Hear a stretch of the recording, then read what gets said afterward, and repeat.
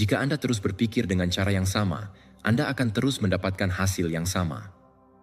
Pikiran Anda adalah mesin kehidupan Anda, dan setiap keputusan, setiap kebiasaan, setiap emosi yang Anda alami berasal dari cara Anda berpikir. Tetapi inilah kebenaran yang banyak orang abaikan. Mengubah hidup Anda tidak dimulai dengan peluang baru, lebih banyak uang, atau keberuntungan. Itu dimulai dengan mentransformasi pikiran Anda. Kebanyakan orang terjebak dalam pola pikir otomatis yang membuat mereka tetap berada di tempat yang sama. Mereka mengulangi alasan yang sama, menghidupkan kembali ketakutan yang sama, membuat keputusan yang sama, dan kemudian bertanya mengapa tidak ada yang berubah. Tetapi jika Anda berhasil mengkonfigurasi ulang cara berpikir Anda, segalanya akan mulai selaras. Kebiasaan Anda akan berubah, energi Anda akan berubah, hasil Anda akan berubah. Ini bukanlah video motivasi biasa. Ini adalah tantangan. Saya akan menunjukkan kepada Anda bagaimana Anda benar-benar dapat mengubah pikiran Anda, sehingga Anda dapat mengubah hidup Anda sekali dan untuk selamanya. Ini tidak akan mudah karena otak Anda akan berusaha melawan. Tetapi jika Anda siap untuk keluar dari siklus di mana Anda terjebak dan membuka versi diri Anda yang lebih kuat, lebih disiplin, dan lebih sadar, tetaplah sampai akhir karena ini bisa menjadi titik balik dalam hidup Anda. Sebelum kita mulai, saya ingin Anda melakukan sesuatu yang kuat. Tulis di komentar kalimat ini. Saya siap untuk perubahan total dalam pikiran saya. Saya adalah seorang stoik. Ini bukan hanya sebuah afirmasi. Ini adalah komitmen kepada diri sendiri. Ketika Anda menuliskannya, Anda tidak hanya mengatakannya, Anda mendeklarasikannya. Itu tercatat di bawah sadar Anda, dan itu memperkuat ide bahwa Anda siap untuk mentransformasi cara berpikir Anda.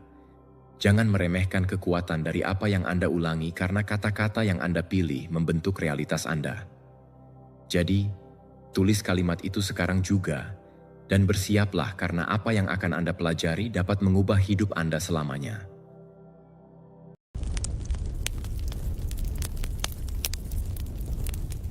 Nomor 1, otak dapat berubah sepanjang hidup. Otak manusia adalah keajaiban yang terus berkembang. Selama berabad-abad, diyakini bahwa strukturnya dan fungsi-fungsinya tetap setelah usia tertentu. Tetapi ilmu pengetahuan telah membuktikan sebaliknya. Neuroplastisitas adalah kemampuan otak untuk berubah dan beradaptasi sebagai respons terhadap pengalaman baru, pembelajaran, dan bahkan cedera. Lara Boyd, seorang ahli saraf terkemuka, telah menjelaskan bagaimana prinsip ini bertentangan dengan kepercayaan lama bahwa otak hanya berkembang di masa kanak-kanak. Sebenarnya, pikiran terus berubah selama hidup kita, yang berarti tidak pernah terlambat untuk belajar, memperbaiki, atau bahkan menemukan kembali diri kita. Setiap pengalaman yang kita jalani meninggalkan jejak di otak kita, mulai dari mempelajari bahasa baru hingga mengembangkan keterampilan seni atau olahraga. Semuanya memiliki dampak pada tingkat neuronal. Koneksi antara neuron kita menguat dengan penggunaan dan melemah dengan kurangnya praktik. Ini menjelaskan mengapa seseorang yang berhenti memainkan alat musik selama bertahun-tahun kehilangan kelincahan, tetapi juga mengapa dengan usaha dan ketekunan mereka dapat memulihkannya. Ini adalah proses dinamis di mana tindakan sehari-hari kita secara harfiah membentuk pikiran kita. Penelitian telah mengungkapkan bahwa neuroplastisitas tidak hanya terjadi pada tingkat koneksi neuronal, tetapi juga pada tingkat struktural. Area-area otak dapat membesar atau menyusut tergantung pada aktivitas yang kita lakukan. Contoh yang jelas adalah pengemudi taksi di London, yang karena jumlah rute dan peta yang harus mereka hafal, mengembangkan hipokampus yang lebih besar daripada rata-rata orang. Ini adalah area otak yang terkait dengan memori spasial. Ini menunjukkan bahwa apa yang kita lakukan setiap hari memiliki dampak fisik dan terukur pada pikiran kita. Namun, neuroplastisitas tidak hanya tentang memperoleh pengetahuan atau keterampilan, tetapi juga tentang cara kita merespons kesulitan. Disinilah stoicisme menawarkan perspektif yang berharga. Para stoik percaya bahwa kekuatan sejati seseorang tidak terletak pada apa yang terjadi pada mereka, tetapi pada cara mereka memilih untuk menginterpretasikannya dan menghadapinya. Marcus Aurelius mengatakan bahwa pikiran beradaptasi dengan apa yang dianggap berguna oleh akal. Dengan cara yang sama, ilmu saraf menunjukkan bahwa otak dibentuk menurut pengalaman dan pikiran kita. Jika kita terus-menerus fokus pada ketakutan dan negativitas, kita memperkuat pola-pola itu. Tetapi jika kita melatih pikiran kita untuk ketahanan dan penguasaan diri, kita menciptakan jalur neuronal yang lebih kuat, yang memungkinkan kita menghadapi kehidupan dengan lebih banyak ketegasan. Memahami neuroplastisitas memberi kita kekuatan untuk berubah, yang berarti tidak ada yang terkutuk untuk berbuat dengan cara tertentu, hanya karena itu selalu seperti itu. Seseorang yang telah hidup dengan kecemasan atau ketidakamanan sepanjang hidupnya dapat mengubah respons emosionalnya melalui praktik dan pelatihan mental. Pengulangan dan niat adalah kunci. Seperti seorang musisi yang mengulang skala sampai jari-jarinya bergerak secara otomatis, seseorang dapat melatih pemikiran positif, rasa syukur, atau disiplin sampai itu menjadi kebiasaan alami. Tentu saja, proses ini tidak terjadi dalam semalam.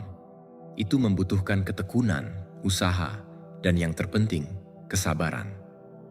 Tetapi kabar baiknya adalah setiap langkah kecil berarti. Setiap kali kita menghadapi tantangan alih-alih menghindarinya, kita memperkuat koneksi neuron baru. Setiap kali kita belajar sesuatu yang baru, otak kita terorganisir ulang untuk mengingat pengetahuan itu, dan setiap kali kita memilih untuk merespons dengan tenang alih-alih bereaksi impulsif, kita membentuk pikiran kita untuk pengendalian diri. Penerapan praktis dari ide ini tidak terbatas. Jika seseorang ingin meningkatkan memori mereka dapat melatihnya dengan latihan spesifik. Jika mereka ingin belajar bahasa baru, mereka dapat melakukannya tidak peduli berapa usia mereka. Jika mereka ingin mengatasi keyakinan yang membatasi, mereka dapat bekerja secara sadar sampai menggantinya dengan yang lebih positif. Kuncinya adalah praktik dan pengulangan. Otak tidak membedakan antara yang nyata dan yang dibayangkan dengan jelas. Oleh karena itu, memvisualisasikan diri Anda mencapai sesuatu dan bertindak sesuai dengan itu, memperkuat jalur neuronal yang membawa kita ke hasil itu. Kesimpulannya, otak kita tidak dituliskan dalam batu. Itu adalah organisme hidup yang dibentuk dengan setiap keputusan yang kita ambil. Memahami ini memberi kita keunggulan yang sangat besar. Ini memungkinkan kita untuk menjadi arsitek pikiran kita sendiri. Melalui pembelajaran berkelanjutan, adaptasi, dan disiplin mental, kita dapat merancang ulang otak kita dan dengan itu hidup kita. Nomor 2, strategi praktis untuk meningkatkan neuroplastisitas. Otak berada dalam perubahan konstan, dan kunci untuk meningkatkan perkembangannya terletak pada bagaimana kita menggunakannya. Setiap pengalaman baru, setiap tantangan, dan setiap pembelajaran meninggalkan jejak di koneksi neuron kita. Neuroplastisitas memberi kita kemampuan untuk terus berkembang tanpa memandang usia. Namun, untuk memanfaatkan kekuatan ini, perlu menerapkan strategi yang merangsang otak dan memperkuat kapasitas adaptasinya. Mempelajari sesuatu yang baru adalah salah satu cara paling efektif untuk memperkuat neuroplastisitas. Ketika kita terpapar pada keterampilan baru, seperti memainkan alat musik atau belajar bahasa, otak dipaksa untuk menciptakan koneksi neuron baru. Tidak masalah jika pada awalnya terasa sulit atau membuat frustrasi. Proses perjuangan dan usaha itulah yang membuat neuron teraktivasi dan diperkuat. Mengamalkan hobi baru seperti melukis, menulis, atau bahkan memasak juga memiliki efek serupa. Kuncinya adalah keluar dari zona nyaman dan terus-menerus menantang diri sendiri. Metakognisi adalah alat kuat lainnya untuk meningkatkan neuroplastisitas. Ini melibatkan kesadaran terhadap pikiran dan proses mental kita sendiri. Menjaga jurnal pikiran, merenungkan keputusan kita, atau berlatih meditasi membantu kita meningkatkan kemampuan analisis dan pengaturan diri kita. Ketika kita menulis tentang pengalaman atau pikiran kita mengaktifkan area otak yang terkait dengan perencanaan dan pengambilan keputusan, memperkuat kemampuan kita untuk menyelesaikan masalah. Meditasi di sisi lain telah terbukti secara ilmiah dapat mengubah struktur otak, mengurangi stres, dan meningkatkan konsentrasi. Aktivitas yang menantang otak juga memainkan peran kunci.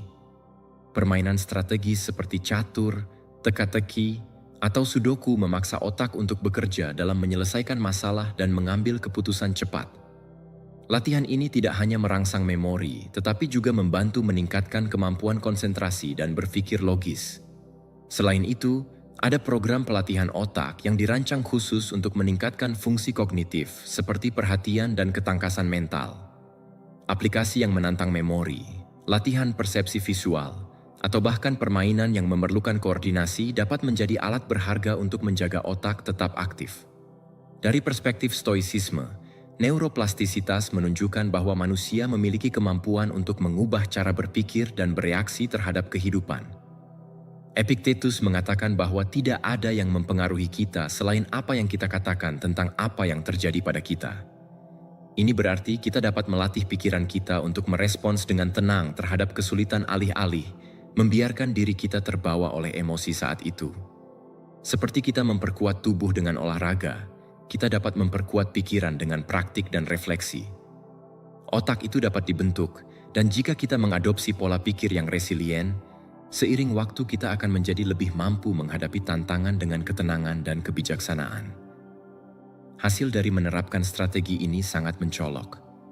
Mereka yang terus-menerus menantang diri mereka untuk belajar hal-hal baru cenderung mempertahankan pikiran yang lebih gesit dan kreatif seiring bertambahnya usia. Orang-orang yang berlatih metakognisi mengembangkan kontrol yang lebih besar atas emosi dan keputusan mereka, menghindari jatuh ke dalam pola pikir negatif atau destruktif. Mereka yang melatih otak mereka dengan permainan strategis atau aktivitas yang menantang dapat meningkatkan kemampuan konsentrasi dan penyelesaian masalah dalam kehidupan sehari-hari. Otak itu seperti otot. Jika kita menggunakannya dan menantangnya, ia akan menguat. Tetapi jika kita membiarkannya dalam rutinitas dan ketidakaktifan, ia akan kehilangan kapasitas adaptasinya. Kuncinya terletak pada ketekunan, mengubah pembelajaran dan refleksi menjadi kebiasaan sehari-hari. Dengan tindakan kecil setiap hari, kita dapat memastikan bahwa pikiran kita tetap aktif, fleksibel, dan siap menghadapi tantangan apapun yang dihadapi kehidupan. Nomor 3, ciptakan diri baru dengan pengulangan. Setiap tindakan yang Anda ulangi, setiap pikiran yang Anda perkuat, setiap kebiasaan yang Anda praktikkan menjadi bagian dari siapa Anda. Identitas bukanlah sesuatu yang tetap. Itu adalah hasil dari pilihan harian Anda. Jika Anda ingin mengubah siapa Anda perlu mengubah apa yang Anda lakukan secara konsisten. Tidak cukup hanya mencobanya sekali atau menginginkannya dengan sungguh-sungguh. Transformasi terjadi melalui pengulangan. Seperti tetes air yang dapat membentuk batu seiring waktu, tindakan yang diulang membentuk karakter dan takdir Anda. Ketika Anda mengadopsi kebiasaan baru, pada awalnya mungkin terasa aneh, tidak nyaman, atau bahkan terpaksa. Tetapi otak berfungsi sebagai sistem koneksi yang diperkuat dengan penggunaan. Semakin banyak Anda berlatih keterampilan, semakin efisien pikiran Anda dalam melaksanakannya. Itulah sebabnya pada awalnya belajar mengemudi, memainkan alat musik, atau berbicara dalam bahasa tampak rumit, tetapi dengan praktik, itu menjadi hampir otomatis. Hal yang sama berlaku untuk kebiasaan mental dan emosional. Jika Anda terus-menerus fokus pada yang negatif, Anda memperkuat pola itu. Jika Anda berlatih rasa syukur atau disiplin, seiring waktu itu menjadi respons alami Anda. Pengulangan bukan hanya mekanisme pembelajaran, itu adalah alat untuk pembangunan pribadi. Setiap kali Anda memilih untuk bertindak dengan kesabaran alih-alih bereaksi dengan kemarahan, Anda memperkuat versi diri Anda yang lebih tenang. Setiap kali Anda bangun lebih awal untuk bekerja pada tujuan Anda alih-alih menundanya, Anda memperkuat identitas sebagai seseorang yang disiplin. Setiap kali Anda memutuskan untuk menghadapi tantangan alih-alih menghindarinya, Anda menjadi seseorang yang lebih resilient. Ini bukan tentang perubahan besar dalam semalam, melainkan penyesuaian kecil yang konstan yang seiring waktu menciptakan versi baru dari diri Anda. Stoicisme memahami prinsip ini berabad-abad yang lalu.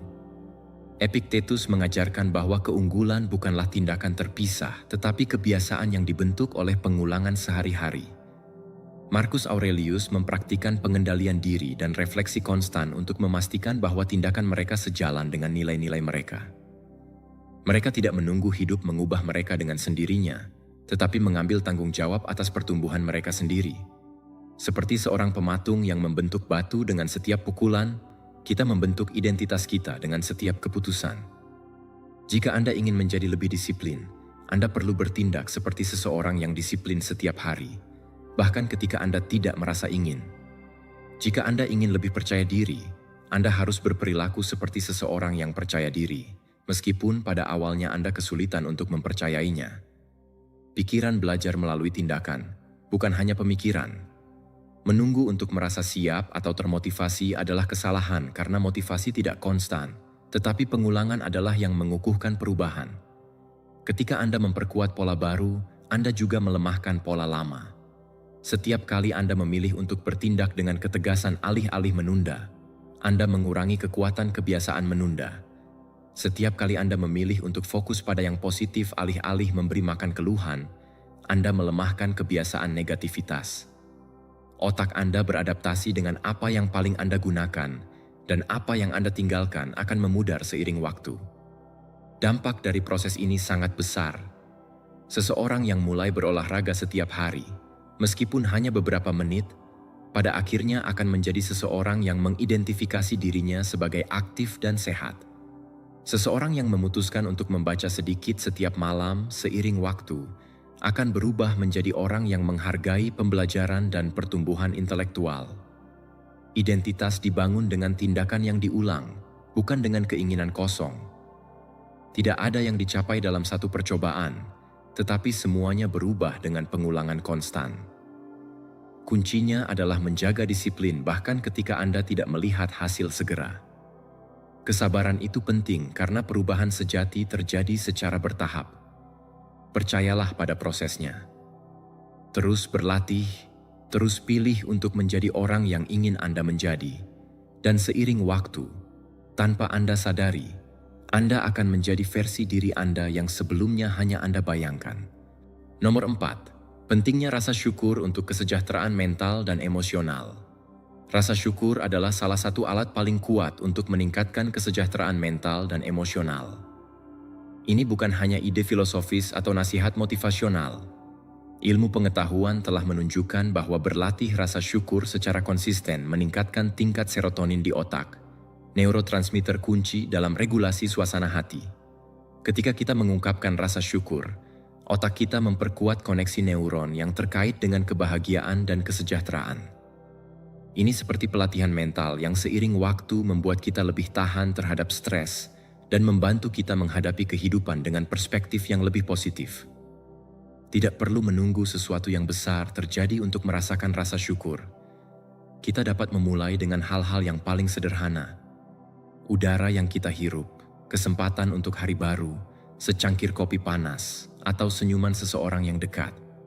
Momen-momen kecil rasa syukur ini, meskipun tampak tidak signifikan, memiliki dampak mendalam pada cara kita memandang realitas.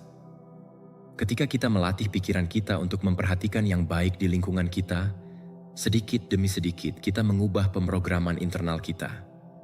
Kita berhenti hanya fokus pada apa yang hilang dan mulai menghargai apa yang sudah kita miliki. Masalahnya adalah bahwa pikiran manusia memiliki kecenderungan alami untuk fokus pada yang negatif. Sebuah mekanisme evolusi yang dirancang untuk bertahan hidup. Kita lebih khawatir tentang apa yang bisa salah daripada tentang apa yang berjalan dengan baik. Tetapi rasa syukur bertindak sebagai penyeimbang terhadap bias negatif ini. Ini adalah pengingat konstan bahwa meskipun ada tantangan, ada alasan untuk bersyukur. Dan ketika kita berlatih perspektif ini secara teratur, kita mulai menulis ulang narasi internal kita. Ini bukan tentang mengabaikan kesulitan, tetapi tentang mengubah cara kita menghadapinya. Strategi sederhana untuk memasukkan rasa syukur dalam kehidupan sehari-hari adalah memulai hari dengan pemikiran syukur. Ini bisa sesederhana mengucapkan atau menulis 3 hal yang kita syukuri. Tidak masalah seberapa kecil hal-hal itu. Yang penting adalah menciptakan kebiasaan ini. Melakukan ini setiap pagi tidak hanya mengubah sikap kita terhadap hari, tetapi juga mempersiapkan otak kita untuk menemukan lebih banyak alasan untuk merasa baik sepanjang hari. Ini seperti menyetel alat musik sebelum memainkannya. Rasa syukur menyetel pikiran kita untuk menafsirkan kehidupan dengan cara yang lebih harmonis. Stoicisme juga membahas pentingnya rasa syukur. Marcus Aurelius dalam meditasi-meditasinya mengingatkan kita bahwa setiap hari adalah hadiah dan bahwa kita tidak boleh menganggap remeh apapun yang kita miliki. Epictetus mengajarkan bahwa bukan apa yang kita kurang yang membuat kita tidak bahagia, tetapi kurangnya apresiasi kita terhadap apa yang sudah kita miliki. Rasa syukur dari perspektif Stoik bukan hanya perasaan yang menyenangkan, tetapi juga disiplin. Ini bukan tentang menunggu hidup memberi kita alasan untuk bersyukur, tetapi tentang membudayakan kebiasaan untuk menemukan yang berharga di setiap momen, bahkan dalam kesulitan. Berlatih rasa syukur tidak berarti mengabaikan masalah atau berpura-pura bahwa semuanya baik-baik saja ketika tidak. Ini tentang mengubah fokus kita untuk mengakui bahwa meskipun ada rintangan, juga ada peluang, pembelajaran, dan hal-hal baik di sekitar kita. Dan semakin kita memperkuat kebiasaan ini, semakin mudah bagi otak kita untuk beradaptasi dengan cara berpikir baru ini. Apa yang sebelumnya diabaikan sekarang menjadi sumber kepuasan. Rasa syukur memiliki kekuatan untuk mengubah pola pikir kita, memperkuat hubungan kita, dan memberi kita perasaan kedamaian batin yang lebih besar. Ini adalah praktik sederhana tetapi dengan efek yang mendalam. Pada akhirnya, bukan jumlah hal yang kita miliki yang menentukan kebahagiaan kita, tetapi kemampuan kita untuk menghargainya. Siapa yang belajar untuk bersyukur tidak tergantung pada keadaan eksternal untuk merasa baik, karena telah menemukan dalam dirinya sendiri kunci untuk hidup yang lebih penuh dan seimbang. Nomor 5, mengatasi batasan yang ditetapkan. Sejak kita lahir, lingkungan mulai membentuk kita. Orang tua, guru, teman, dan masyarakat menyampaikan keyakinan tentang siapa kita dan apa yang bisa atau tidak bisa kita lakukan. Beberapa dari ide-ide ini berguna. Mereka melindungi dan membimbing kita, tetapi banyak yang lain adalah rantai tak terlihat yang membatasi pertumbuhan kita. Mereka memberitahu kita bahwa kita tidak cukup baik, bahwa peluang tertentu bukan untuk kita, bahwa kesuksesan adalah untuk orang lain, bukan untuk seseorang seperti Anda. Tanpa kita sadari, kita mulai hidup dalam batasan itu seolah-olah itu nyata tanpa mempertanyakannya. Tetapi kenyataannya adalah bahwa sebagian besar dari batasan tersebut hanyalah konstruksi mental. Mereka bukan hukum universal, mereka bukan kebenaran mutlak. Mereka hanyalah narasi yang telah kita terima sebagai kebenaran. Mereka memberitahu kita bahwa kita tidak pandai berbicara di depan umum, dan kita percaya. Mereka memberitahu kita bahwa kegagalan adalah sesuatu yang buruk, dan kita belajar untuk menghindari risiko apapun. Mereka mengulangi bahwa ada hal-hal yang tidak bisa kita ubah, dan kita berhenti mencobanya. Tetapi apa yang akan terjadi jika kita mulai menantang keyakinan tersebut? Jika alih-alih menerimanya, kita mulai bertanya, bagaimana jika itu tidak benar? Memprogram ulang otak berarti mengidentifikasi batasan yang dikenakan dan mulai menghancurkannya. Latihan sederhana tetapi kuat adalah melakukan inventarisasi dari keyakinan yang telah ditetapkan pada kita. Apa yang mereka katakan tentang uang, cinta, kecerdasan, atau kemampuan Anda untuk mencapai hal-hal besar? Catat dan tantang satu persatu. Tanyakan pada diri Anda apakah itu benar-benar kebenaran, atau apakah itu hanya pengulangan yang Anda terima tanpa menganalisis. Setelah Anda mengidentifikasi ide-ide itu, mulailah menggantinya dengan perspektif baru. Jika Anda selalu berpikir bahwa Anda tidak pandai dalam sesuatu, tantang diri Anda untuk berlatih sampai Anda membuktikan sebaliknya. Jika Anda percaya bahwa Anda tidak layak sukses, kelilingi diri Anda dengan orang-orang yang menginspirasi dan membantu Anda mengubah pandangan itu. Otak itu plastis dan adaptif. Apa yang Anda percayai hari ini bukanlah apa yang Anda harus percayai besok. Mengubah cara Anda berpikir membutuhkan pengulangan dan tindakan. Jika sebuah keyakinan telah membatasi Anda selama bertahun-tahun, itu tidak akan hilang dalam semalam.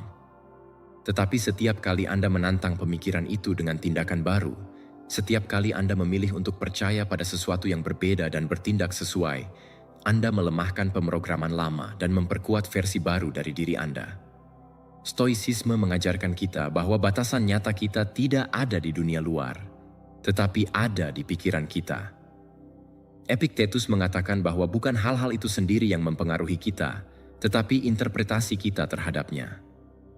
Marcus Aurelius mempraktikkan pengendalian diri untuk memastikan bahwa pikiran kita adalah alat, bukan rintangan. Para Stoik memahami bahwa kebebasan sejati datang dari dalam. Siapa yang mengendalikan pikirannya mengendalikan takdirnya. Jika kita percaya bahwa kita terjebak, maka kita terjebak. Jika kita percaya bahwa kita bisa tumbuh, maka kita akan tumbuh. Perubahan tidak terjadi hanya dengan berpikir berbeda, itu terjadi dengan bertindak berbeda. Jika Anda ingin mengatasi keyakinan yang membatasi, tidak cukup hanya dengan mengulangi afirmasi positif. Anda harus membuktikan kepada otak Anda dengan tindakan bahwa keyakinan itu tidak lagi valid. Jika Anda percaya bahwa Anda tidak disiplin, mulailah dengan kebiasaan kecil setiap hari yang memperkuat kebalikan. Jika Anda berpikir bahwa Anda tidak dapat belajar sesuatu yang baru, berkomitmen untuk melakukannya meskipun sulit. Setiap tindakan yang bertentangan dengan keyakinan yang membatasi adalah retakan di dinding penjara mental itu. Hidup berkembang atau menyusut berdasarkan batasan yang kita terima. Anda tidak perlu terus hidup dalam batasan yang ditetapkan oleh orang lain. Anda dapat mendefinisikan ulang identitas Anda, memprogram ulang pikiran Anda, dan menciptakan versi diri Anda yang lebih bebas, lebih kuat, dan lebih mampu. Tetapi untuk melakukannya, Anda perlu menantang ide-ide yang telah menghambat Anda selama ini. Jangan terima batasan tanpa mengujinya terlebih dahulu. Beranilah untuk berpikir lebih besar, bertindak dengan lebih tegas, dan tunjukkan bahwa batasan mental hanya nyata jika Anda memutuskan untuk mempercayainya. Nomor 6. Perubahan memerlukan penghapusan masa lalu. Perubahan yang nyata tidak hanya tentang menambah ide atau kebiasaan baru. Itu memerlukan pembersihan mental yang diperlukan agar perubahan itu dapat tumbuh. Anda tidak dapat membangun sesuatu yang solid di atas fondasi yang penuh dengan keyakinan yang membatasi, ketakutan, dan pengalaman yang masih mengikat Anda. Ini seperti mencoba menanam kebun tanpa terlebih dahulu mencabut gulma. Meskipun Anda menanam hal-hal baru, jika tanahnya masih penuh dengan akar tua dan berbahaya, tidak ada yang akan mekar seperti seharusnya. Setiap dari kita membawa kumpulan pikiran dan emosi yang telah diprogramkan dalam pikiran kita sejak kecil. Mereka mengajarkan kita apa yang mungkin dan apa yang tidak, apa yang layak kita dapatkan dan apa yang tidak, bagaimana kita harus bereaksi terhadap dunia. Dan banyak dari ide-ide ini sebenarnya bukan milik kita, melainkan cerminan dari ketakutan, ketidakamanan, dan batasan orang-orang di sekitar kita. Itulah sebabnya perubahan bukan hanya tindakan kehendak, itu adalah proses penghapusan. Anda perlu mengidentifikasi pikiran mana yang tidak lagi berguna dan mencabutnya dari akarnya sebelum Anda bisa menanam sesuatu yang baru. Stres jangka pendek bisa dikelola. Alam selalu menunjukkan kepada kita. Sebuah pohon dapat bertahan dari badai yang kuat dan tetap berdiri. Tetapi jika badai tidak pernah berhenti, jika angin dan hujan tidak berhenti, pada akhirnya pohon itu akan melemah dan jatuh. Hal yang sama berlaku untuk pikiran. Satu momen kesulitan tidak mendefinisikan seseorang, tetapi ketika seseorang terjebak dalam keadaan ketakutan, rasa bersalah, atau tuntutan diri yang merusak, identitasnya akan terdegradasi. Bukan rasa sakit sementara yang menghancurkan kita, tetapi keterikatan pada rasa sakit itu. Untuk berubah, diperlukan untuk berhenti melekat pada penderitaan masa lalu dan membiarkan pikiran kita bernapas. Langkah selanjutnya adalah menggantikan apa yang telah Anda hilangkan dengan sesuatu yang baru. Tidak cukup hanya berhenti berpikir dengan cara tertentu. Anda perlu memperkenalkan pikiran dan kebiasaan yang memperkuat identitas yang ingin Anda bangun. Jika sebelumnya Anda selalu berkata bahwa Anda tidak cukup baik, Anda perlu mulai membuktikan sebaliknya dengan tindakan kecil setiap hari. Jika Anda biasanya merespons dengan kecemasan terhadap yang tidak diketahui, sekarang Anda dapat melatih diri Anda untuk melihatnya sebagai peluang. Pada awalnya, itu mungkin terasa terpaksa, tetapi dengan pengulangan, kebiasaan baru itu menjadi bagian alami dari diri Anda. Stoicisme mengajarkan kita bahwa masa lalu tidak memiliki kekuatan atas kita, kecuali kita memutuskan untuk terus membawanya. Marcus Aurelius mengatakan bahwa kita tidak perlu khawatir tentang apa yang telah terjadi, tetapi fokus pada bagaimana kita merespon sekarang. Epictetus mengajarkan bahwa apa yang benar-benar mempengaruhi kita bukanlah peristiwa itu sendiri, tetapi interpretasi kita terhadapnya. Ini berarti bahwa tidak peduli seberapa banyak kerugian yang telah masa lalu berikan kepada Anda Anda dapat menulis ulang dampaknya pada diri Anda. Anda tidak dapat mengubah apa yang terjadi, tetapi Anda dapat memutuskan makna apa yang Anda berikan dan bagaimana Anda membiarkan hal itu mempengaruhi Anda. Alih-alih melihatnya sebagai beban, Anda dapat mengubahnya menjadi pelajaran dan terus melangkah tanpa merasa terbebani. Perubahan tidak mudah karena melibatkan menghadapi apa yang telah Anda hindari selama ini, tetapi itu adalah proses yang diperlukan jika Anda ingin berkembang. Setiap kali Anda menantang keyakinan lama, setiap kali Anda memilih untuk merespons dengan cara yang berbeda terhadap situasi, Anda sedang memprogram ulang pikiran Anda dan mempersiapkan diri untuk versi yang lebih baik dari diri Anda. Anda tidak dapat terus mengulangi pola yang sama dan berharap mendapatkan hasil yang berbeda. Jika Anda menginginkan masa depan yang berbeda, Anda perlu mulai dengan menghilangkan semua yang telah menahan Anda. Pertumbuhan sejati terjadi ketika Anda menyadari bahwa Anda tidak perlu menjadi orang yang sama seperti kemarin. Tidak ada yang tertulis dalam batu tentang siapa Anda. Anda dapat menemukan kembali diri Anda sebanyak yang diperlukan, tetapi untuk melakukannya, pertama-tama Anda perlu memberi ruang untuk yang baru. Lepaskan apa yang tidak lagi Anda butuhkan, biarkan pergi apa yang tidak lagi mendefinisikan Anda, dan mulailah membangun diri Anda dari kesadaran. Tidak ada transformasi tanpa penghancuran. Jika Anda ingin mengubah hidup Anda, mulailah dengan mencabut akar dari apa yang tidak lagi menjadi milik Anda. Nomor 7. Bagaimana stres dan gejolak diperlukan untuk pertumbuhan? Stres telah secara tidak adil dicap sebagai sesuatu yang harus kita hindari dengan segala cara. Kita diajari bahwa hidup tanpa stres adalah ideal dari sebuah kehidupan yang seimbang. Tetapi kenyataannya adalah bahwa stres tidak hanya tak terhindarkan, tetapi juga penting untuk pertumbuhan. Andrew Huberman memahaminya dalam hidupnya sendiri. Di masa mudanya, ia hidup dalam lingkungan yang kacau, dikelilingi oleh ketidakpastian dan tantangan yang konstan. Alih-alih membiarkan stres itu menguasainya, ia belajar menggunakannya sebagai alat. Ia menyadari bahwa tekanan yang dikelola dengan baik dapat mendorongnya untuk bergerak, belajar lebih cepat, dan menemukan solusi di tengah kekacauan. Masalahnya bukanlah stres itu sendiri, tetapi bagaimana kita menginterpretasikannya dan menggunakannya. Ketika otot mengalami ketegangan di gym, ia tumbuh. Ketika biji menghadapi resistensi tanah untuk tumbuh, ia menjadi lebih kuat. Dan hal yang sama berlaku untuk pikiran. Perbedaan antara mereka yang patah di bawah tekanan dan mereka yang menggunakannya untuk tumbuh tidak terletak pada jumlah stres yang mereka alami, tetapi pada perspektif mereka tentangnya. Alih-alih melihatnya sebagai musuh, kita dapat belajar untuk melihatnya sebagai guru. Stres mengeluarkan kita dari zona nyaman dan memaksa kita untuk beradaptasi. Jika segalanya selalu mudah dan dapat diprediksi, kita tidak akan pernah mengembangkan keterampilan baru atau menemukan potensi sejati kita. Orang-orang paling sukses di dunia tidak sukses karena mereka menghindari stres, tetapi karena mereka telah belajar menggunakannya untuk keuntungan mereka. Seorang pengusaha yang menghadapi ketidakpastian ekonomi, seorang atlet yang berjuang dengan tekanan kompetisi, seorang siswa yang bersiap untuk ujian yang sulit.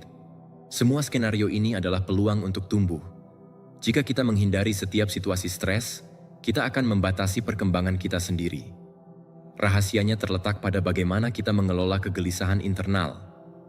Alih-alih membiarkan diri kita terjebak oleh kecemasan, kita dapat mengubahnya menjadi tindakan. Kuncinya adalah mengadopsi pola pikir pertumbuhan. Alih-alih berpikir, ini terlalu sulit. Kita dapat bertanya, apa yang bisa saya pelajari dari ini? Alih-alih menyerah di bawah tekanan, kita dapat menggunakannya sebagai motivasi. Pikiran itu dapat dibentuk, dan apa yang pada awalnya tampak tak tertahankan, dapat berubah menjadi kekuatan seiring berjalannya waktu. Stoicisme mengajarkan kita bahwa kita tidak boleh menghindari kesulitan, tetapi menghadapinya dengan kecerdasan. Marcus Aurelius menulis dalam meditasi-meditasinya bahwa rintangan tidak menghalangi jalan, tetapi merupakan jalan itu sendiri. Epictetus mengingatkan kita bahwa kita tidak dapat mengontrol apa yang terjadi, tetapi kita dapat mengontrol bagaimana kita merespons. Jika kita melihat stres sebagai musuh, kita akan kalah. Tetapi jika kita menerimanya sebagai bagian yang tak terhindarkan dari pertumbuhan, kita dapat menggunakannya untuk memperkuat diri kita. Kuncinya adalah mengubah perspektif. Alih-alih bertanya, "Mengapa ini terjadi pada saya?" kita dapat bertanya, "Bagaimana saya bisa membuat ini bekerja untuk keuntungan saya?" Menerapkan pola pikir ini dalam kehidupan sehari-hari berarti tidak menghindari tantangan, tetapi memeluknya. Alih-alih menghindari percakapan sulit, kita harus menghadapinya dengan tenang dan jelas. Alih-alih melihat kegagalan sebagai akhir, kita harus melihatnya sebagai pelajaran. Alih-alih membiarkan ketakutan membekukan kita harus menggunakannya sebagai sinyal bahwa kita sedang bergerak maju ke arah yang benar. Stres hanya menghancurkan kita ketika kita membiarkannya menguasai kita. Tetapi ketika kita belajar untuk mengarahkannya, kita menjadi orang yang lebih kuat, lebih resilient, dan lebih siap untuk menghadapi tantangan apapun. Pertumbuhan selalu disertai dengan ketidaknyamanan. Kita tidak bisa berharap untuk berkembang tanpa keluar dari rutinitas kita, tanpa menghadapi momen ketegangan, tanpa merasakan tekanan perubahan. Tetapi jika alih-alih menolak, kita menerima itu sebagai bagian dari proses, kita menemukan bahwa stres bukanlah musuh, melainkan alat yang kuat. Yang penting bukanlah menghindari gejolak, tetapi belajar untuk menavigasinya, menggunakannya, dan mengubahnya menjadi keuntungan. Disinilah transformasi yang sebenarnya terjadi. Nomor 8, mendorong pola pikir pertumbuhan. Cara kita menginterpretasikan keterampilan dan kemampuan kita menentukan sejauh mana kita bisa pergi. Banyak orang hidup dengan keyakinan bahwa bakat, kecerdasan, dan keterampilan mereka adalah tetap, seolah-olah itu adalah takdir yang tidak dapat diubah. Namun, kenyataannya adalah otak kita terus berubah, dan cara kita menggunakannya menentukan evolusinya. Mengadopsi pola pikir pertumbuhan berarti memahami bahwa kita dapat mengembangkan keterampilan apapun dengan praktik, usaha, dan pembelajaran. Tidak peduli di titik mana kita berada hari ini, yang benar-benar penting adalah kesediaan kita untuk memperbaiki diri. Ketika kamu percaya bahwa kamu bisa mengubah otakmu, kamu diaktifkan dengan cara yang sama sekali berbeda. Neuroplastisitas menunjukkan bahwa koneksi neuron kita tidak tetap, tetapi dapat diperkuat atau dilemahkan tergantung pada apa yang kita praktikkan. Jika kamu menghadapi tantangan dengan keyakinan bahwa kamu bisa memperbaiki itu, kamu mengaktifkan daerah otak yang mendorong pembelajaran. Tetapi jika kamu mengatakan pada dirimu sendiri bahwa kamu tidak baik dalam sesuatu dan tidak akan pernah, otakmu bahkan tidak akan mencoba mencari solusi. Ini bukan hanya masalah sikap, tetapi juga ilmu. Semakin banyak kamu menantang pikiranmu, semakin banyak koneksi terbentuk dan semakin efisien itu menjadi. Kegagalan memainkan peran penting dalam proses ini. Pola pikir pertumbuhan tidak berarti menghindari kesalahan, tetapi menggunakannya sebagai alat untuk belajar. Alih-alih melihatnya sebagai refleksi dari ketidakmampuan, kita harus melihatnya sebagai tanda bahwa kita sedang mendorong batas kita. Seorang musisi yang melakukan kesalahan saat memainkan nada dan memperbaikinya memperkuat kemampuannya. Seorang siswa yang menghadapi kesulitan dengan masalah matematika dan terus mencoba memperkuat kemampuannya dalam pemecahan masalah. Setiap rintangan yang teratasi adalah kemenangan bagi pikiran karena memaksa otak untuk beradaptasi dan berevolusi. Ketekunan adalah pilar kunci lainnya. Tidak ada yang berubah dalam semalam. Banyak orang menyerah terlalu cepat, yakin bahwa mereka tidak memiliki apa yang diperlukan untuk sukses.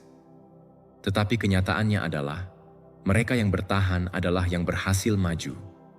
Pengulangan dan konsistensi menciptakan pola baru di otak. Seorang atlet tidak mengembangkan ketahanannya dengan satu lari. Seorang penulis tidak menyempurnakan gayanya dengan satu teks. Dan seorang pengusaha tidak membangun perusahaan dengan satu ide. Ini adalah kerja setiap hari yang membuat perbedaan. Stoicisme memperkuat ide ini. Epictetus mengatakan bahwa kita tidak boleh khawatir tentang apa yang tidak bisa kita kontrol, tetapi fokus pada apa yang ada dalam kendali kita.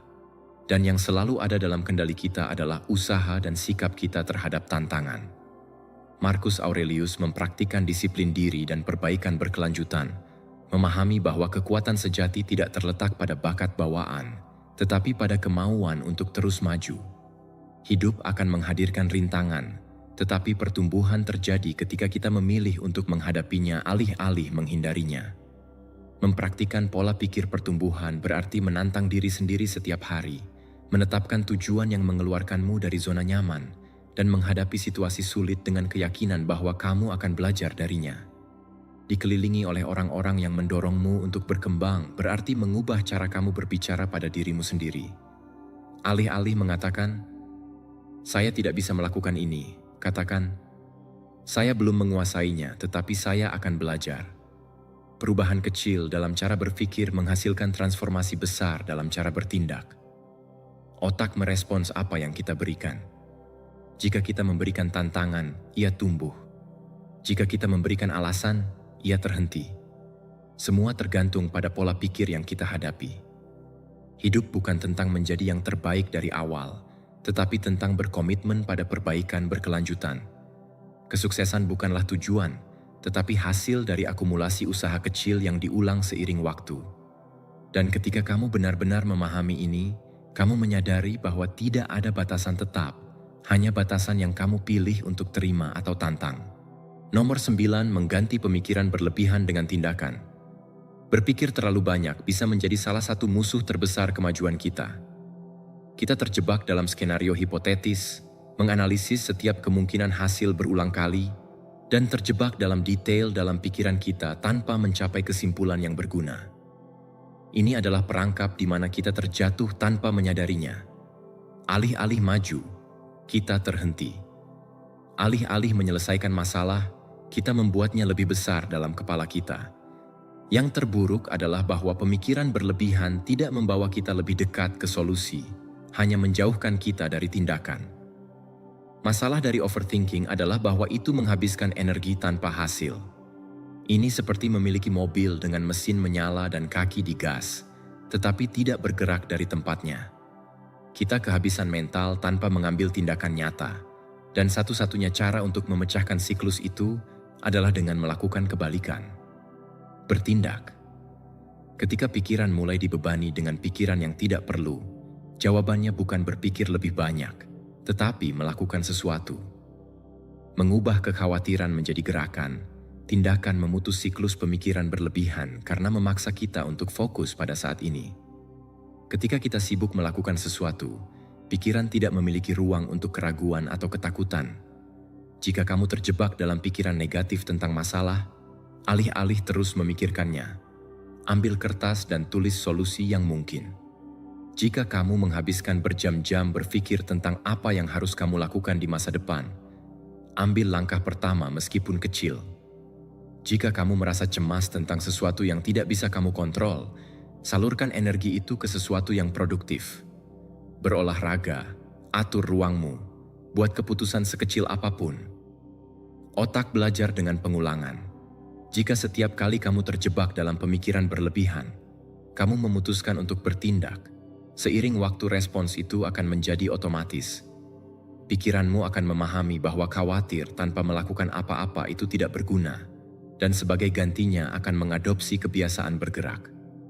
Kuncinya adalah mengambil tindakan kecil yang segera. Kamu tidak perlu menyelesaikan seluruh hidupmu dalam satu momen. Kamu hanya perlu melakukan sesuatu sekarang. Jika kamu menunda proyek, mulailah dengan 5 menit. Jika kamu takut berbicara dengan seseorang, kirim pesan singkat. Jika kamu khawatir tentang sesuatu yang tidak tergantung padamu, alihkan fokusmu ke sesuatu yang bisa kamu pengaruhi. Stoicisme mengajarkan kita bahwa tindakan adalah satu-satunya hal yang benar-benar berada di bawah kendali kita. Epictetus mengatakan bahwa kita tidak boleh menghabiskan energi pada apa yang tidak bisa kita ubah, tetapi fokus pada apa yang bisa kita lakukan. Marcus Aurelius dalam meditasi mengingatkan kita bahwa tidak ada gunanya khawatir tentang masa depan ketika satu-satunya kenyataan yang bisa kita hadapi adalah saat ini. Berpikir terlalu banyak hanyalah cara untuk menghindari yang tak terhindarkan. Pada akhirnya, cepat atau lambat, satu-satunya yang tersisa adalah memutuskan dan melanjutkan. Mengubah kebiasaan ini membutuhkan kesadaran dan praktik. Lain kali ketika kamu menyadari bahwa kamu terjebak dalam siklus pemikiran berulang, lakukan usaha sadar untuk mengganggu dengan tindakan. Kamu tidak perlu merasa siap, kamu tidak perlu tahu persis apa yang harus dilakukan. Kamu hanya perlu bergerak. Pikiran akan menjadi jelas ketika tubuh bergerak. Solusi terbaik untuk kelumpuhan mental adalah tindakan fisik. Jika kamu mulai mengganti pemikiran berlebihan dengan tindakan, kamu akan melihat hidup menjadi lebih ringan. Alih-alih membawa beban kekhawatiran yang belum terpecahkan, kamu mulai melihat perubahan nyata.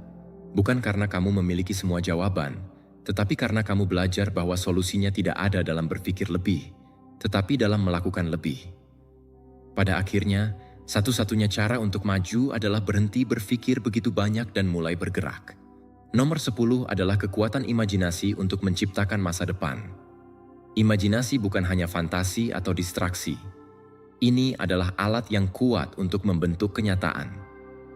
Otakmu tidak membedakan antara apa yang kamu bayangkan dengan intensitas dan apa yang kamu alami di dunia fisik. Jika kamu mampu memvisualisasikan dengan jelas masa depan yang kamu inginkan, merasakannya dengan emosi, dan mengalaminya dalam pikiranmu seolah-olah itu sudah terjadi, otakmu akan mulai beroperasi seolah-olah itu nyata.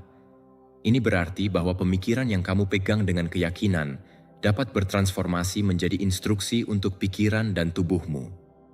Ini bukan tentang sihir atau optimisme sederhana, tetapi tentang bagaimana ilmu saraf bekerja. Ketika kamu membayangkan mencapai sesuatu, kamu mengaktifkan jaringan neuron yang sama yang diaktifkan ketika kamu benar-benar melakukannya.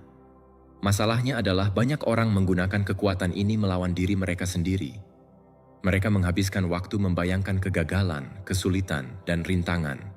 Memperkuat pemrograman mental negatif yang membuat mereka terjebak dalam ketakutan dan ketidakamanan. Tanpa menyadari mereka sedang melatih otak mereka untuk gagal sebelum bahkan mencoba. Pikiran menciptakan apa yang paling kamu ulangi. Jika kamu terus-menerus membayangkan dirimu kalah, gagal, atau merasa tidak cukup, itulah yang akhirnya kamu perkuat dalam identitasmu. Tetapi jika kamu menginvestasikan energi itu dalam membayangkan dirimu mencapai tujuanmu, otakmu akan mulai mencari jalan untuk mewujudkan visi itu. Tidak cukup hanya membayangkan secara dangkal. Kuncinya adalah melibatkan emosi.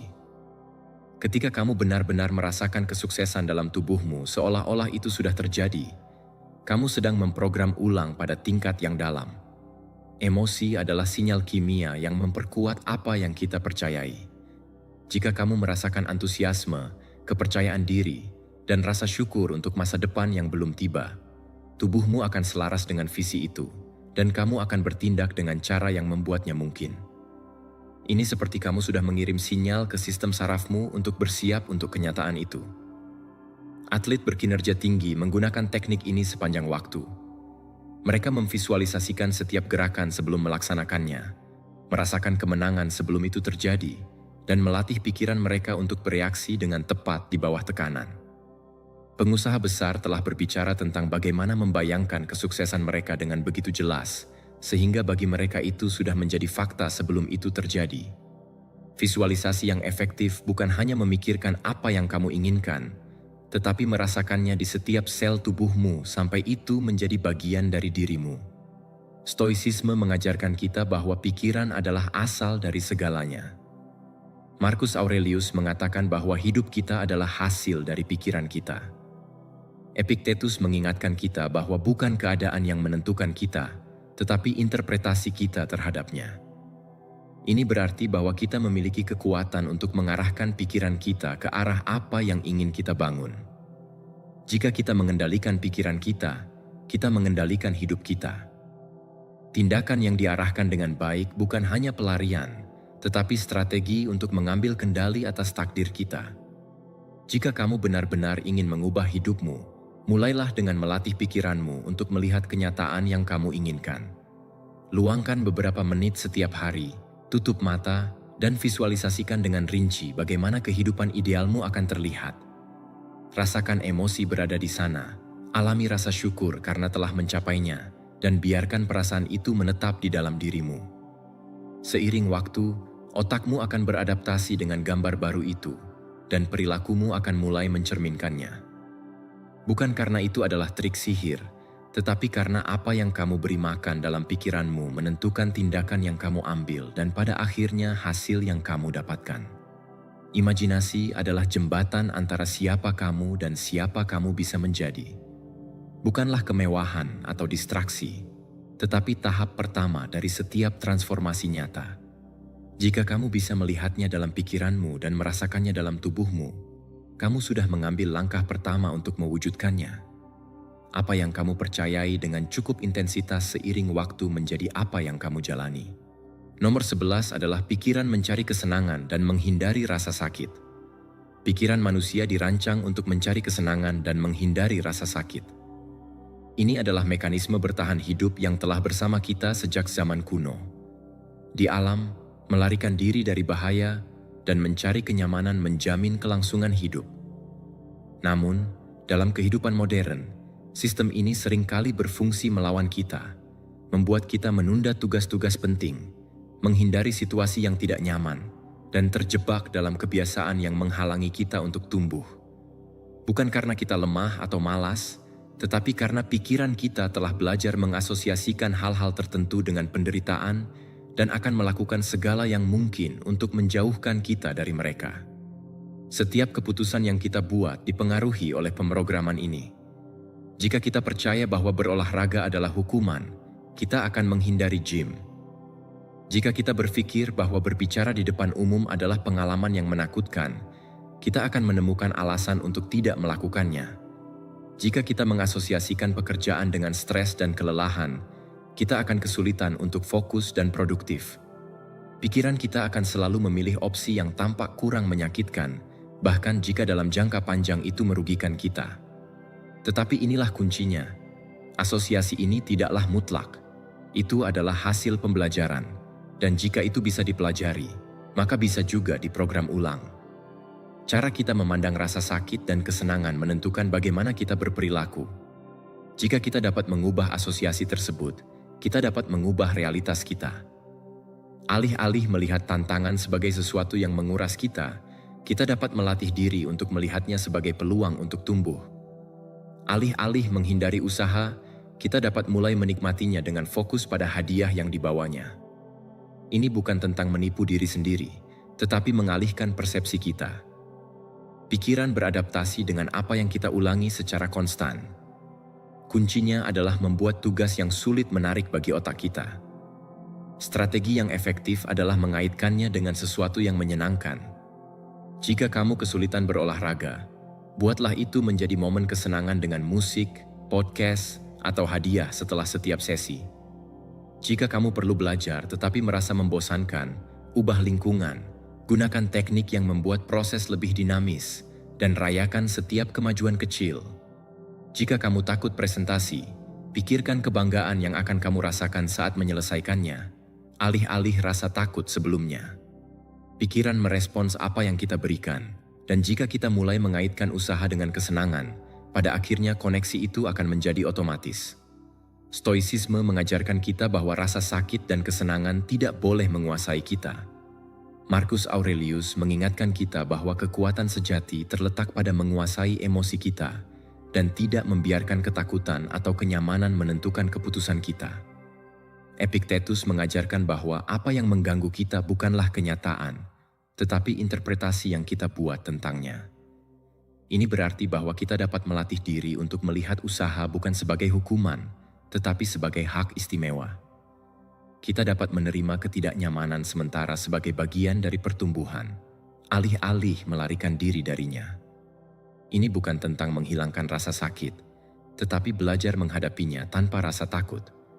Jika kamu benar-benar ingin mengubah hidupmu, kamu perlu mengubah cara pikiranmu menginterpretasikan kesulitan.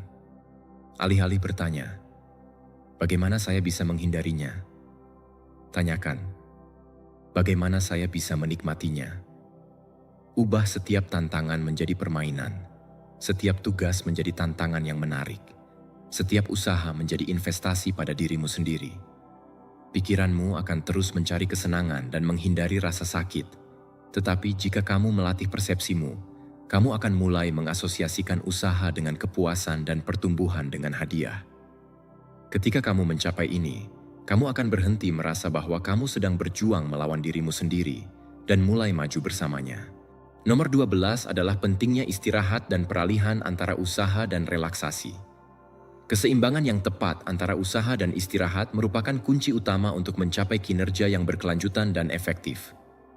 Banyak orang yang beranggapan bahwa produktivitas sepenuhnya bergantung pada kerja keras tanpa henti, selalu bergerak maju, dan tidak pernah mengambil waktu untuk beristirahat.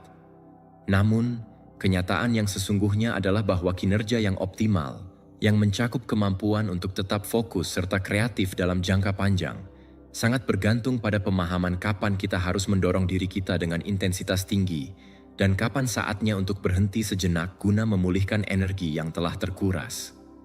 Istirahat bukanlah sebuah kemewahan atau sekadar kehilangan waktu, tetapi merupakan strategi yang sangat penting untuk mereset pikiran dan tubuh, memulihkan kadar dopamin dan serotonin, serta memastikan bahwa kita dapat melanjutkan aktivitas tanpa merasa kelelahan yang berlebihan. Ketika kita bekerja tanpa memberi kesempatan pada diri kita untuk beristirahat, tingkat dopamin dalam otak kita akan berkurang secara bertahap. Hal ini menyebabkan kita merasa kurang termotivasi, lebih mudah tersinggung, dan hal-hal yang sebelumnya tampak menarik dan menggugah semangat mulai berubah menjadi beban yang berat. Kelelahan yang kita alami bukan hanya bersifat fisik, tetapi juga bersifat kimiawi. Serotonin, yang merupakan neurotransmitter yang terkait dengan kesejahteraan, juga akan habis ketika kita tidak memberikan waktu bagi otak kita untuk merasakan momen ketenangan. Disinilah letak pentingnya peralihan antara usaha dan pemulihan. Istirahat bukan hanya sekadar berhenti ketika kita merasa lelah, tetapi juga tentang mengintegrasikan jeda strategis yang memungkinkan kita untuk menjaga energi secara berkelanjutan. Istirahat itu sendiri tidak berarti kita hanya berdiam diri dan tidak melakukan apa-apa. Ada banyak cara untuk beristirahat yang benar-benar dapat memperbarui sistem saraf kita. Praktik-praktik seperti yoga nidra yang dapat menginduksi keadaan relaksasi mendalam telah terbukti sangat efektif dalam memulihkan fungsi kognitif dan mengurangi tingkat stres. Terpapar sinar matahari secara alami, berjalan-jalan tanpa perangkat elektronik, melakukan pernapasan dalam, atau bahkan hanya memutuskan untuk tidak melakukan apapun selama beberapa menit dapat memberikan dampak yang sangat besar terhadap cara otak kita pulih. Jeda aktif ini memungkinkan sistem kita untuk kembali seimbang, sehingga kita dapat menghadapi tantangan berikutnya dengan lebih jelas dan fokus. Namun, masalah yang sering dihadapi adalah banyak orang yang melihat istirahat sebagai penghalang bagi kesuksesan mereka. Mereka percaya bahwa jika mereka tidak terus-menerus sibuk, mereka sedang membuang-buang waktu. Padahal, kenyataannya adalah bahwa orang-orang yang paling produktif dan kreatif di dunia ini memahami bahwa pemulihan adalah bagian penting dari proses kerja mereka. Atlet-atlet elit merencanakan program latihan mereka sedemikian rupa sehingga mencakup waktu istirahat yang strategis untuk menghindari kelelahan dan meningkatkan performa mereka. Para pemikir besar dalam sejarah sering melakukan perjalanan panjang untuk merenung dan membiarkan ide-ide baru muncul. Oleh karena itu, pemulihan bukanlah sesuatu yang opsional, melainkan bagian yang sangat penting dari pertumbuhan dan perkembangan individu. Filsafat Stoicisme mengajarkan kita bahwa kita harus bertindak dengan kebijaksanaan dan tidak terbawa oleh urgensi atau impulsivitas yang tidak perlu. Marcus Aurelius pernah menyatakan bahwa pikiran kita memerlukan ketenangan agar dapat berfungsi dengan baik. Epictetus juga mengingatkan kita bahwa pengendalian diri adalah kunci untuk mencapai penguasaan pribadi. Memaksa diri untuk bekerja tanpa memberi waktu untuk beristirahat bukanlah tanda disiplin yang baik, melainkan menunjukkan kurangnya strategi yang efektif. Mengetahui kapan harus berhenti, kapan harus bernapas, dan kapan harus memulihkan tenaga sama pentingnya dengan mengetahui kapan saatnya bertindak dengan intensitas tinggi. Jika kamu benar-benar ingin tetap berada di tingkat kinerja yang tinggi, penting untuk belajar bagaimana bekerja dengan lebih pintar, bukan hanya lebih keras. Jangan tunggu hingga kamu kehabisan tenaga untuk mengambil momen istirahat. Ambil jeda strategis dalam rutinitas harianmu setelah melakukan usaha mental yang intens. Berjalanlah di luar ruangan untuk menyegarkan pikiran. Setelah sesi latihan fisik, berikan tubuhmu kesempatan untuk pulih dengan mengonsumsi makanan bergizi dan tidur yang berkualitas sebelum kelelahan menyelimuti dirimu. Jadwalkan momen-momen pemutusan yang memungkinkan sistem sarafmu direset. Keseimbangan antara usaha dan istirahat adalah apa yang menentukan konsistensi dalam jangka panjang. Ini bukan tentang bekerja tanpa henti sampai mengalami kelelahan total, tetapi tentang belajar mengelola energi dengan bijaksana. Jika kamu dapat menyelingi periode kerja yang intens dengan istirahat yang efektif, kamu tidak hanya akan meraih prestasi yang lebih baik, tetapi juga lebih menikmati setiap proses yang dijalani. Produktivitas yang sejati tidaklah terletak pada seberapa banyak yang bisa kamu lakukan, tetapi pada seberapa tepat kamu melakukan hal yang benar pada waktu yang tepat. Dan ini termasuk mengetahui kapan saatnya untuk berhenti, memulihkan tenaga, dan bersiap menghadapi langkah berikutnya dengan jelas dan penuh keyakinan. Nomor 13 menekankan bahwa perubahan seringkali membawa ketidaknyamanan, namun sebenarnya itu adalah sesuatu yang sangat diperlukan. Setiap kali kita menghadapi perubahan, kita cenderung merasa tidak nyaman. Hal ini terjadi karena pikiran dan tubuh kita telah diprogram untuk mencari stabilitas dan berpegang pada hal-hal yang sudah kita kenal. Meskipun apa yang kita kenal tersebut mungkin membatasi kita, tetap saja kita merasa lebih aman dalam zona nyaman itu. Ketika kita mencoba melakukan sesuatu yang berbeda atau mengambil keputusan baru, kita seringkali mengalami perlawanan. Hal ini disebabkan oleh sistem saraf kita yang menginterpretasikan hal-hal yang tidak diketahui sebagai risiko. Apakah perubahan itu positif atau diperlukan? Selalu ada bagian dari diri kita yang berusaha untuk menyabotase usaha tersebut dengan mencari alasan untuk kembali ke hal-hal yang sudah kita kenal. Masalah yang muncul adalah jika kita terus membuat keputusan yang sama seperti yang kita lakukan kemarin, hidup kita pun akan tetap stagnan. Cara kita berpikir hari ini sangat dipengaruhi oleh pikiran-pikiran kita di masa lalu. Jika selama bertahun-tahun kita telah meyakinkan diri sendiri bahwa kita tidak mampu mencapai sesuatu, maka pikiran kita akan terus beroperasi berdasarkan keyakinan tersebut. Jika kita hidup dengan rasa takut akan kegagalan, setiap kesempatan baru akan dilihat sebagai sebuah ancaman, bukan sebagai tantangan yang bisa kita hadapi. Perlawanan terhadap perubahan dapat muncul dalam berbagai bentuk. Ini bisa berupa ketakutan yang menghalangi kita untuk melangkah maju, keraguan yang membuat kita ragu akan kemampuan diri, atau bahkan kekurangan motivasi yang membuat kita merasa tidak berdaya. Terkadang, perlawanan ini muncul dalam bentuk alasan yang kita buat sendiri. Saya tidak punya waktu, saya belum siap, atau saya akan mulai besok. Rasa bersalah juga bisa menyamar sebagai perlawanan, membuat kita merasa tidak layak mendapatkan sesuatu yang lebih baik. Di saat-saat ketika kita hampir mencapai kemajuan, kita seringkali menemukan alasan untuk berhenti dan mundur. Satu-satunya cara untuk mengatasi perlawanan ini adalah dengan mengamatinya, mengenalinya, dan tetap bertindak meskipun ada rasa takut. Ketika kita mulai mengidentifikasi pikiran-pikiran yang membuat kita terjebak dalam siklus yang sama, kita mulai mendapatkan kembali kendali atas hidup kita. Mungkin kita menyadari bahwa setiap kali kita mencoba melakukan sesuatu yang baru, ada suara dalam pikiran kita yang berujar bahwa kita tidak cukup baik. Atau mungkin kita menemukan bahwa setiap kali kita menghadapi tantangan, reaksi otomatis kita adalah menghindar. Namun, begitu kita menyadari pola ini, kita memiliki kekuatan untuk mengubahnya. Proses ini bukan tentang menghilangkan pola tersebut secara instan, tetapi menggantinya dengan keputusan yang lebih sadar dan positif.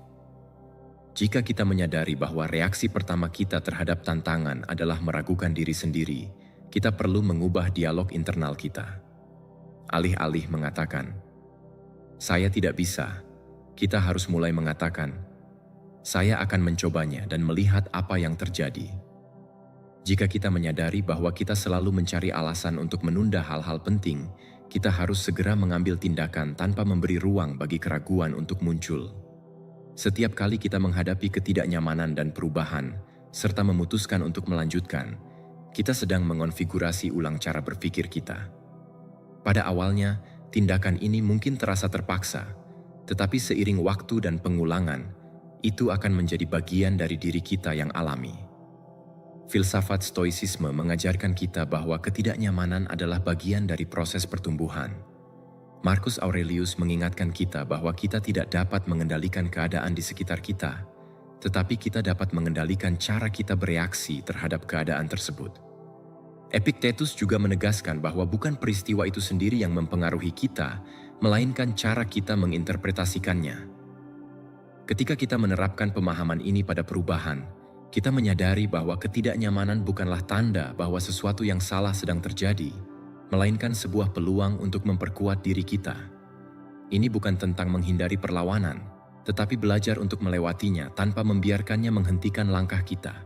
Perubahan memang memerlukan keberanian. Bukan karena perubahan itu sendiri tidak mungkin dilakukan, tetapi karena itu berarti kita harus menghadapi hal-hal yang tidak kita ketahui. Namun, yang tidak diketahui adalah tempat di mana pertumbuhan sejati terjadi, di mana kita menemukan peluang baru, serta di mana kita berhenti menjadi versi terbatas dari diri kita yang kemarin dan mulai menjadi seseorang yang lebih kuat, lebih sadar, dan lebih mampu. Ketidaknyamanan hanyalah harga yang kita bayar untuk berevolusi. Ketika kita benar-benar memahami hal ini, ketakutan akan perubahan akan bertransformasi menjadi sebuah undangan, pengingat bahwa setiap hari kita memiliki kesempatan untuk memutuskan siapa yang ingin kita jadikan diri kita. Nomor 14 adalah pikiranmu dapat menyembuhkan tubuhmu. Kekuatan pikiran terhadap tubuh itu nyata, bukan hanya ide filosofis, tetapi ilmu. Setiap pikiran yang kamu miliki menghasilkan reaksi kimia dalam tubuhmu. Jika kamu terus-menerus khawatir, stres, atau mengulang bahwa sesuatu yang buruk akan terjadi, tubuhmu merespons dengan melepaskan hormon seperti kortisol dan adrenalin, mengaktifkan keadaan waspada yang konstan, yang seiring waktu melemahkan sistem kekebalan tubuh, mengganggu tidur, dan mempengaruhi kesejahteraan fisikmu. Namun, jika pikiran negatif dapat membuat kita sakit, maka mereka juga dapat menyembuhkan kita. Ketika kita menghasilkan pikiran positif dan emosi yang tinggi seperti rasa syukur, ketenangan, atau harapan, otak melepaskan neurotransmitter seperti serotonin dan dopamin yang tidak hanya membuat kita merasa lebih baik secara emosional, tetapi juga memiliki dampak langsung pada sistem kekebalan tubuh kita dan regenerasi sel. Studi telah menunjukkan bahwa orang yang mempraktikkan visualisasi, meditasi, atau hanya fokus pada pikiran positif mengalami perbaikan dalam kesehatan mereka, mulai dari pengurangan stres hingga pemulihan yang lebih cepat dari penyakit. Pikiran dan tubuh tidak terpisah. Mereka adalah satu kesatuan yang terus berkomunikasi. Visualisasi adalah alat yang kuat. Jika kamu bisa membayangkan dengan jelas bahwa tubuhmu sedang sembuh, kamu mengaktifkan area otak yang mengirimkan sinyal ke seluruh organisme untuk mulai merespon sesuai dengan itu. Atlet berkinerja tinggi menggunakannya untuk meningkatkan kinerja mereka. Pasien dalam pemulihan menerapkannya untuk mempercepat penyembuhan mereka, dan siapapun yang ingin meningkatkan kesejahteraan mereka dapat mengintegrasikannya ke dalam kehidupan sehari-hari. Ini bukan sihir, tetapi kemampuan otak untuk mempengaruhi tubuh melalui niat dan fokus. Mempraktikkan rasa syukur adalah cara lain untuk memprogram ulang pikiran untuk penyembuhan. Ketika kamu bersyukur, kamu melatih otakmu untuk fokus pada hal positif, mengurangi tingkat stres, dan meningkatkan rasa kesejahteraan. Sesuatu yang sederhana seperti menulis 3 hal yang kamu syukuri setiap hari dapat mengubah cara tubuhmu merespons dunia. Meditasi juga memainkan peran penting, tidak hanya menenangkan pikiran, tetapi juga mengaktifkan sistem parasimpatik, mengurangi peradangan, dan mempromosikan regenerasi sel. Dengan hanya 10 menit sehari, kamu bisa mulai merasakan perubahan signifikan dalam bagaimana kamu merasa secara fisik dan emosional. Stoicisme mengingatkan kita bahwa kita tidak dapat mengendalikan apa yang terjadi pada kita, tetapi kita dapat mengendalikan bagaimana kita bereaksi terhadapnya. Marcus Aurelius menulis bahwa kebahagiaan kita tergantung pada kualitas pikiran kita. Epictetus mengajarkan bahwa penderitaan tidak berasal dari peristiwa itu sendiri, tetapi dari interpretasi kita terhadapnya. Diterapkan pada kesehatan, ini berarti bahwa meskipun kita tidak selalu dapat menghindari tantangan fisik, kita dapat mempengaruhi bagaimana kita menghadapinya. Keadaan mental yang kuat dan positif dapat membuat perbedaan antara pemulihan dan penyerahan. Menggunakan pikiran untuk menyembuhkan tidak berarti mengabaikan kedokteran atau solusi eksternal, tetapi melengkapi proses tersebut dengan pendekatan yang sadar. Ini berarti memilih pikiran yang memperkuat daripada yang melemahkan. Bersikaplah sengaja dengan apa yang kamu izinkan dalam pikiranmu, karena setiap pikiran adalah pesan untuk tubuh. Jika kita mulai memperlakukan pikiran sebagai alat penyembuhan daripada generator stres, kita dapat mengubah hubungan kita dengan kesehatan dan kesejahteraan. Dengarkan setiap pikiran yang kamu miliki. Jika kamu terus-menerus memberitahu dirimu bahwa kamu sakit, bahwa kamu merasa buruk, bahwa segala sesuatunya tidak akan membaik, tubuhmu menerima instruksi itu. Namun, jika kamu mulai berbicara pada dirimu dengan lebih percaya diri, dengan lebih banyak harapan, dengan lebih banyak keyakinan pada kemampuanmu untuk sembuh, tubuhmu juga akan merespons itu. Jangan anggap remeh kekuatan pikiranmu terhadap kesejahteraanmu. Kamu tidak dapat mengontrol semua yang terjadi dalam hidupmu, tetapi kamu bisa mengontrol bagaimana kamu menggunakan pikiranmu untuk menghadapinya. Nomor 15 adalah dampak lingkungan sosial pada otak. Lingkungan di mana kamu bergaul memiliki dampak langsung pada cara kamu berpikir, merasa, dan bertindak. Otakmu terus beradaptasi dan menyerap sinyal dari lingkungan, membentuk strukturnya sesuai dengan pengaruh yang diterima. Jika kamu dikelilingi oleh orang-orang yang memiliki kebiasaan sehat, pikiran optimis, dan pola pikir pertumbuhan, pikiranmu akan mulai mengadopsi pola-pola itu hampir secara otomatis. Namun, jika kamu menghabiskan sebagian besar waktu dengan orang-orang yang terus-menerus mengeluh, melihat hidup dengan pesimisme, atau memiliki kebiasaan yang merusak, sangat mungkin bahwa kamu akhirnya meniru perilaku mereka tanpa menyadarinya. Hubungan sosial tidak hanya mempengaruhi suasana hati, tetapi juga kesehatan fisikmu. Telah terbukti bahwa orang-orang dengan lingkaran sosial yang kuat dan positif memiliki risiko lebih rendah terhadap penyakit kardiovaskular, masalah kecemasan, dan depresi, serta harapan hidup yang lebih tinggi. Alasannya sederhana. Ketika kamu merasa terhubung dengan orang lain, otakmu melepaskan oksitosin, serotonin, dan neurotransmitter lainnya yang memperkuat kesejahteraanmu. Sebaliknya, kesepian yang berkepanjangan dan paparan konstan terhadap lingkungan yang beracun dapat meningkatkan kadar kortisol, hormon stres, yang berkontribusi pada penurunan mental dan fisik seiring waktu. Otak manusia dirancang untuk belajar melalui imitasi. Tanpa menyadari, kita menyerap cara berbicara, gerak tubuh, keyakinan, dan kebiasaan dari orang-orang di sekitar kita. Jika kamu menghabiskan waktu dengan orang-orang yang disiplin, kamu lebih mungkin mengadopsi kebiasaan disiplin diri. Jika kamu dikelilingi oleh orang-orang yang terus-menerus berusaha untuk memperbaiki diri, pikiranmu akan disesuaikan ke arah yang sama. Namun, jika kamu berada di lingkungan di mana mediokritas, keluhan, dan kurangnya ambisi adalah norma, sedikit demi sedikit pola pikir itu akan meresap ke dalam cara berpikirmu. Jika kamu ingin mengubah hidupmu, mulailah dengan mengubah lingkungan sosialmu. Ini tidak berarti memutuskan hubungan secara radikal dengan semua orang yang tidak berbagi visimu, tetapi berarti menjadi lebih sadar akan pengaruh yang kamu biarkan masuk ke dalam hidupmu. Jika kamu menghabiskan waktu dengan orang-orang yang mengangkatmu, yang menantangmu untuk menjadi lebih baik, dan yang mendukung tujuanmu, kamu akan melihat bahwa proses pertumbuhan menjadi lebih alami. Sebaliknya, jika kamu dikelilingi oleh negativitas dan kepuasan, kemajuan akan menjadi perjuangan yang konstan. Stoicisme mengajarkan kita bahwa kita bertanggung jawab untuk memilih dengan siapa kita bergaul dan apa yang kita izinkan dalam pikiran kita. Epictetus mengatakan bahwa kita harus berhati-hati dengan pengaruh eksternal karena pikiran kita adalah lentur dan mudah dipengaruhi. Marcus Aurelius dalam Meditasi mengingatkan kita bahwa kita harus menjauh dari orang-orang yang menarik kita ke dalam negativitas dan dikelilingi oleh orang-orang yang memperkuat karakter kita. Kita tidak bisa mengubah dunia atau orang-orang di sekitar kita, tetapi kita bisa memilih dengan siapa kita menghabiskan waktu dan jenis energi apa yang kita biarkan masuk ke dalam hidup kita. Jika kamu ingin meningkatkan kesejahteraan mental dan emosionalmu, mulailah dengan mengamati lingkunganmu. Apakah orang-orang yang kamu habiskan waktu menginspirasi atau mengurasmu? Apakah percakapan yang kamu lakukan memberikan nilai atau hanya memperkuat pikiran negatif? Ini bukan tentang menghakimi orang lain, tetapi menjadi sadar akan dampak yang mereka miliki padamu. Kelilingi dirimu dengan orang-orang yang membantumu tumbuh, yang menantangmu untuk menjadi lebih baik, yang mendorongmu untuk keluar dari zona nyamanmu.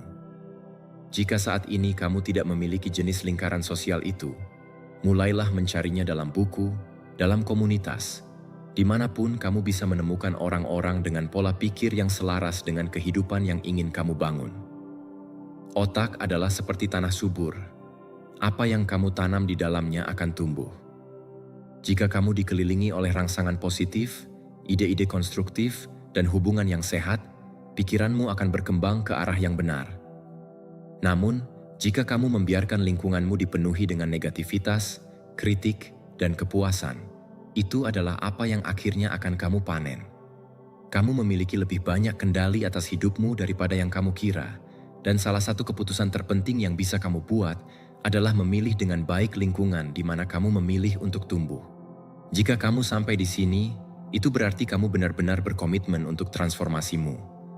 Tidak semua orang sampai ke akhir, hanya mereka yang siap mengambil kendali atas pikiran dan hidup mereka. Sekarang, saya ingin kamu memperkuat komitmen itu. Lihat komentar dan tulis, "Saya siap untuk perubahan total dalam pikiran saya. Saya seorang stoik." Ketika kamu menulis itu, kamu mencatatnya dalam bawah sadarmu dan memperkuat tekadmu. Ini adalah langkah pertama untuk memprogram ulang pikiranmu.